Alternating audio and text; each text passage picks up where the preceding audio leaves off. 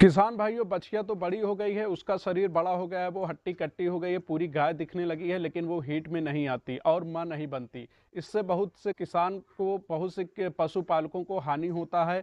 आज मैं नासिर जिलानी आपको इस समस्या को भी बताऊंगा और इस समस्या का समाधान भी बताऊंगा। सबसे पहले हम बात कर लेते हैं ऐसा होता क्यों है। इंग्लिश में इसे इन्फेंटाइल यूटरस कहते हैं, यानी कि बच्चेदानी का न बढ़ना। होता यह है कि हमारी बछिया तो बढ़ती रहती है, दाना खाती है, भूसा खाती है, लेकिन उसको वो चीजें नहीं मिल पाती जो उसके रिप्रोडक्टिव सिस्टम को, उसके यूटरस को विकसित करते हैं। बच्चेदानी को बड़ा करने के लिए हमें जरूरत होती है विटामिन ई और सेलेनियम की, जो कि सूखे भूसे चारे से नहीं मिल पाता है। इसके लिए काम करेगा ये हमारा अंकुरित फार्मूला। जब आप लोग ये पता करते हो, डॉक्टर आके बताता है इसकी बच्चेदानी बहुत छोटी है इसलिए ये हीट में नहीं आ रही है, इसका मतलब वो कोई बीमारी नहीं होती, ये मल न्यूट्रिएशन होता है, कुपोषण होता है।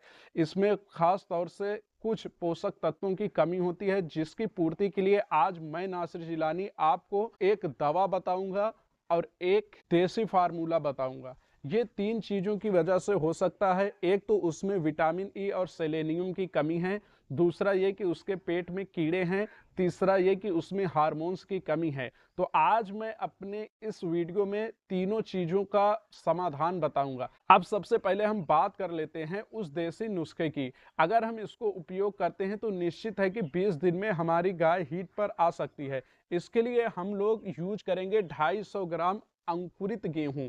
जिस तरह से ये अंकुरित चना है, उसी तरह से हम गेहूं का भी अंकुरण करेंगे। इसके लिए हम क्या करेंगे, इसको किसी एक कपड़े में डाल देंगे और उस कपड़े में इसको बांध देंगे।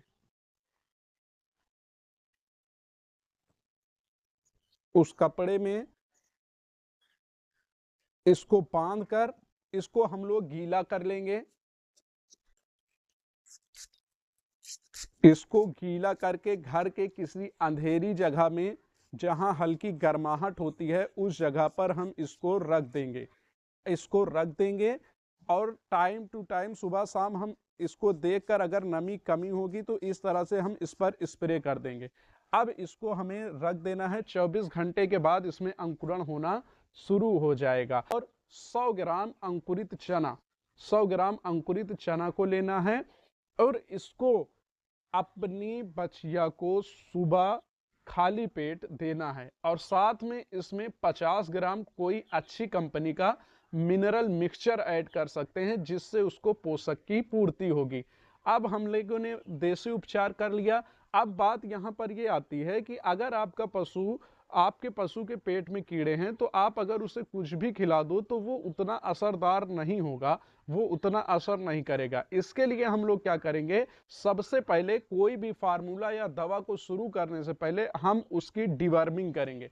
डिवर्मिंग यानी पेट के कीड़े को मारेंगे। इसके लिए हम किसी भी अच्छी कंपनी का, जैसे एल्बोमार है, नीलजान है, इसी तरह फेनबेंडाजॉल सिरप और गोली दोनों के रूप में उपस्थित है, हम किसी भी दवा का प्रयोग करेंगे जिससे कि उसके पेट के कीड़े मर जाएं।